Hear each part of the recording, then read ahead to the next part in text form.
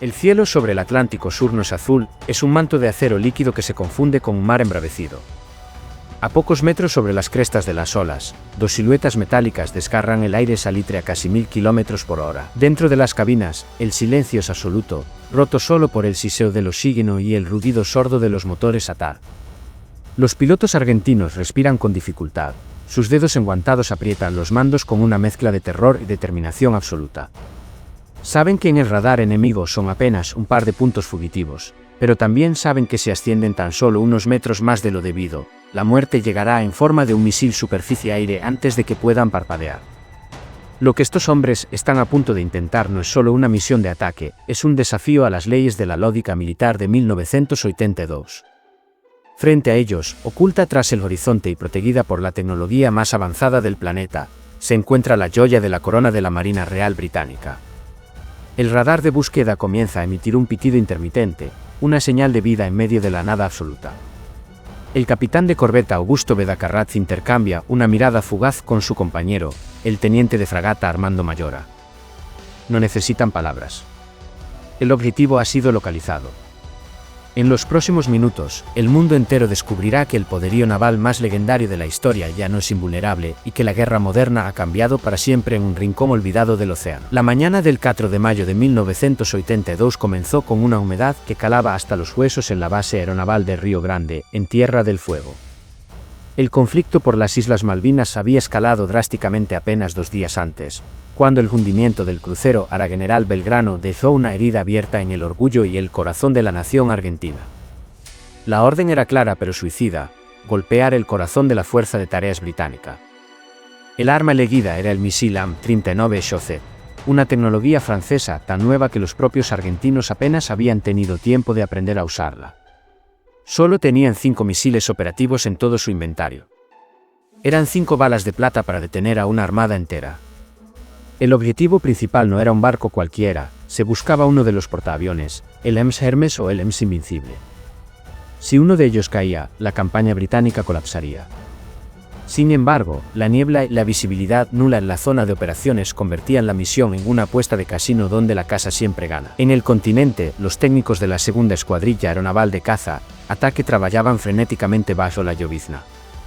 Los 2 aviones Super Étendard, identificados como 3A202 y 3A203, estaban listos. Cada uno portaba un solo misil Chauffet bajo su ala derecha. Era una carga asimétrica que hacía que el pilotaje fuera extremadamente delicado, especialmente durante el despegue con el tanque lleno de combustible. A las 09:45, los motores rugieron y los aviones se elevaron hacia el este, perdiéndose rápidamente entre las nubes bajas. Para alcanzar la flota británica, debían realizar una maniobra de reabastecimiento en vuelo con un avión tanque C-130 Hércules. Esta era la parte más crítica del plan inicial. Si fallaba el acople en medio de la turbulencia, la misión terminaba antes de empezar. Pero el encuentro se produjo con precisión quirúrgica. Los pilotos llenaron sus tanques en silencio, como depredadores que se preparan para un largo acecho, y luego se sumergieron hacia el nivel del mar. A cientos de millas de distancia, el EMS Sheffield, un destructor tipo 42 de última generación, navegaba en una posición expuesta. Su función era actuar como un centinela, un escudo de radar adelantado para detectar amenazas antes de que alcanzaran a los portaaviones situados en el centro de la flota. El Sheffield era el pináculo de la ingeniería naval de la época, equipado con el sistema de misiles SEA-DART y radares capaces de rastrear múltiples blancos simultáneamente. Sin embargo, la rutina de la guerra suele ser traicionera. A bordo, la tripulación lidiaba con el cansancio de semanas de alerta constante. El capitán James Salt confiaba en sus sistemas electrónicos, pero había un problema técnico que nadie mencionaba en voz alta: las transmisiones por satélite del barco interferían con el radar de defensa aérea principal. Para comunicarse con Londres, el escudo debía bajarse por unos instantes. Eran esos breves momentos de ceguera los que los argentinos esperaban aprovechar, aunque ellos aún no lo sabían. La suerte estaba echada y el tiempo empezaba a correr en contra de los hombres del mar. Mientras tanto, en el puente del EMS Sheffield, la atmósfera era de relativa calma. El buque estaba en estado de alerta 2, lo que significaba que la tripulación estaba en sus puestos pero no en combate inmediato. Algunos hombres aprovechaban para escribir cartas a casa o descansar en sus literas. El oficial de operaciones de radar notó una breve señal en su pantalla: Un contacto fugaz que desapareció casi de inmediato. Se pensó que era un eco falso provocado por el estado del mar. No hubo una alarma general. Fue el primer error de una cadena que pronto resultaría fatal. Los británicos subestimaban la capacidad de los argentinos para coordinar un ataque de tan largo alcance con tecnología tan sofisticada. Después de todo, pensaban, ¿cómo podrían unos pilotos sudamericanos dominar un sistema francés que ni siquiera los técnicos de Francia habían terminado de configurar? Pero la realidad estaba a punto de golpear con la fuerza de una explosión supersónica. La táctica era volar a lo que se conoce como vuelo rasante, a menos de 30 metros de la superficie. A esa altitud, el radar enemigo tiene dificultades para distinguir la aeronave del eco de las olas. El riesgo es inmenso, cualquier error de cálculo, un golpe de viento, un simple mareo, y el avión se desintegraría contra el agua en una fracción de segundo. Bedacarrat y Mayora volaban en silencio radial total. No podían hablar por radio, ni usar sus propios radares para buscar el blanco, pues las emisiones electrónicas delatarían su posición. Dependían totalmente de las coordenadas proporcionadas horas antes por un avión de exploración Neptune, un viejo veterano de la Segunda Guerra Mundial que apenas lograba mantenerse en el aire, pero que había logrado detectar una perturbación electrónica en el cuadrante previsto. Lo que los pilotos no sabían era si esa mancha en el mapa seguía allí o si se estaban dirigiendo hacia una trampa mortal tendida por los cazas Sea Harrier británicos. A las 10:30, Bedacarrat decidió que era el momento del todo nada. Hizo una señal visual a Mayora y ambos aviones treparon bruscamente hasta los 150 metros. Fue un asalto rápido para encender el radar Agave por unos pocos segundos, barrer el horizonte y volver a bajar. En la pantalla verde del radar aparecieron 3 contactos grandes. Enganchado, pensó Bedacarrat. Volvieron a descender al ras de las olas para evitar la detección definitiva. La adrenalina recorría sus cuerpos. Tenían la posición exacta. Los barcos estaban a menos de 50 millas, una distancia que un Echocet recorre en poco más de 3 minutos. Los pilotos ajustaron los parámetros de tiro en sus computadoras de misión. No habría una segunda oportunidad. Si los misiles fallaban o eran interceptados, sus aviones quedarían defensos y sin combustible suficiente para maniobras evasivas prolongadas. Estaban entrando en la boca del lobo. A bordo del MS Sheffield, el radar de otro buque de la flota, el MS Glasgow, detectó finalmente la incursión. Handbrake. Handbrake, gritó el operador de radio del Glasgow, usando el código para un ataque inminente de aviones Super Etendard. El mensaje llegó al Sheffield, pero por razones que aún se debaten entre los historiadores, la advertencia no fue procesada con la urgencia necesaria. Algunos dicen que los sistemas automáticos del Sheffield clasificaron la señal del radar Agave como no hostil debido a una base de datos desactualizada. Otros sostienen que el oficial de guerra aérea no estaba en su puesto en ese segundo preciso. Sea cual fuera la razón, el escudo tecnológico más avanzado de la Marina Real se había agrietado. Solo cuando los vigías en cubierta divisaron 2 estelas de humo blanco que se dirigían hacia ellos a ras del agua, se comprendió la magnitud del desastre. A cubierto, fue el último grito que se escuchó antes del impacto. A las 11:04, Bedacarrat y Mayora apretaron el botón de lanzamiento. Sintieron cómo el avión se sacudía y se volvía más ligero al desprenderse el misil de 650 kilogramos. Los 2 Echocet encendieron sus motores cohete y aceleraron a Mach 09. Los pilotos argentinos viraron bruscamente hacia el oeste, iniciando su escape desesperado sin quedarse a ver el resultado. No necesitaban verlo. Los misiles ya tenían vida propia. El primer Echocet rozó la superficie del agua, ajustando su trayectoria de forma autónoma. El MS Glasgow intentó disparar sus señuelos para desviar los proyectiles, pero era tarde para el Sheffield. Uno de los misiles pasó de largo, perdiéndose en el océano, pero el segundo encontró su destino. El proyectil penetró el casco del destructor por el costado de estribor, unos 2 metros por encima de la línea de flotación. Lo que sucedió a continuación fue una escena de puro horror mecánico. El misil no explotó de inmediato con su carga principal, pero la energía cinética del impacto y el combustible residual del motor cohete fueron más que suficientes. El Echocet atravesó la cocina del barco y se alojó profundamente en la sala de máquinas central.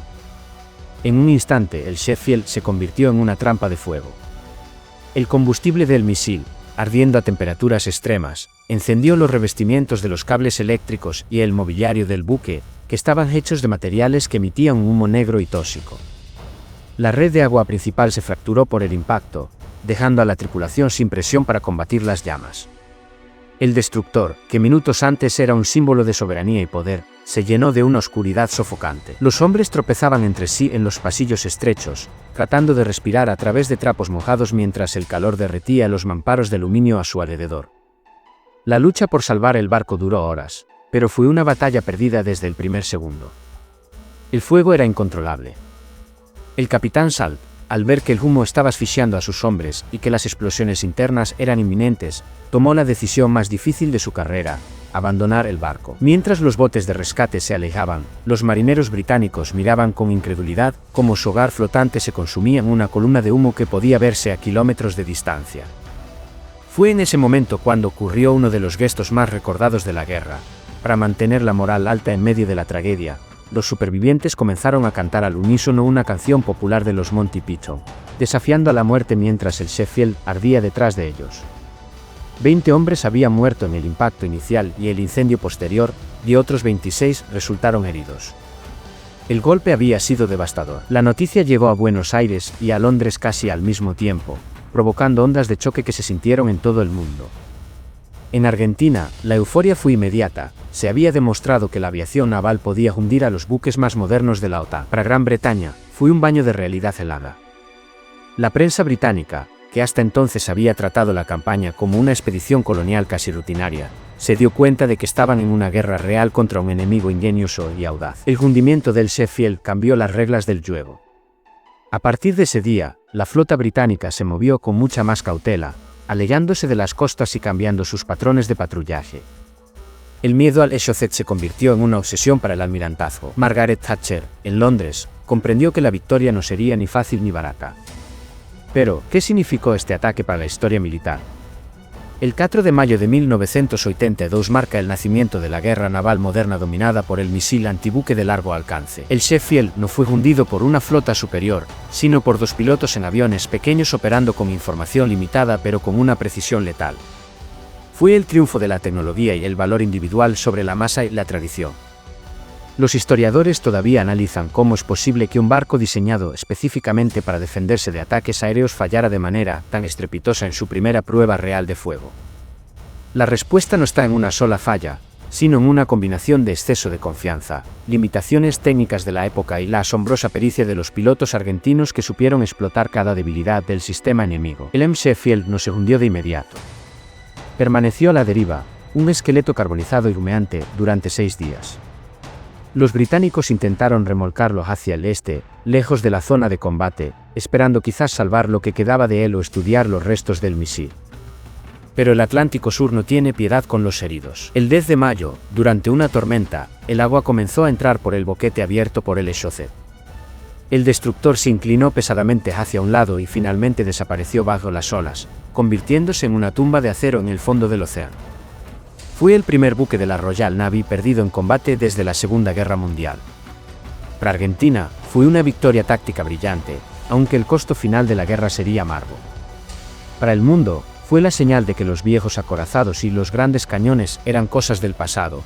El futuro pertenecía a los que pudieran ver sin ser vistos y golpear desde el horizonte. Hoy, cuando se habla de las Malvinas, el nombre del Sheffield resuena como un recordatorio de la fragilidad del poder. En los museos de Argentina, los restos de los superetendard y los testimonios de Bedacarrat y Mayora se guardan con un respeto solemne. En el Reino Unido, las familias de los fallecidos aún rinden homenaje a los hombres que cumplieron con su deber en condiciones imposibles. La guerra es una sucesión de tragedias, pero también de momentos donde la ingeniería, la estrategia y el coraje humano se cruzan de formas inesperadas. El ataque al Sheffield no decidió el resultado final del conflicto, pero cambió para siempre la forma en que entendemos la guerra en el mar. Al reflexionar sobre aquel 4 de mayo, surge una pregunta que todavía inquieta a los estrategas navales modernos. En un mundo donde un solo misil puede aniquilar un símbolo de poder nacional en segundos, ¿sigue existiendo realmente la seguridad absoluta en el campo de batalla? La historia del Sheffield sugiere que no importa cuánta tecnología se acumule, el factor humano y la imprevisibilidad del combate siempre encontrarán una grieta por donde colarse. Si este relato te ha permitido comprender mejor la intensidad y la complejidad de la Guerra de Malvinas, te invito a suscribirte para explorar más crónicas de valor y estrategia que definieron nuestra historia. ¿Crees que el hundimiento del Sheffield fue el resultado de una negligencia británica o de una genialidad táctica argentina que nadie podría haber previsto? Deja tu opinión en los comentarios y sigamos analizando juntos los ecos de esta batalla que aún resuenan en el Atlántico Sur.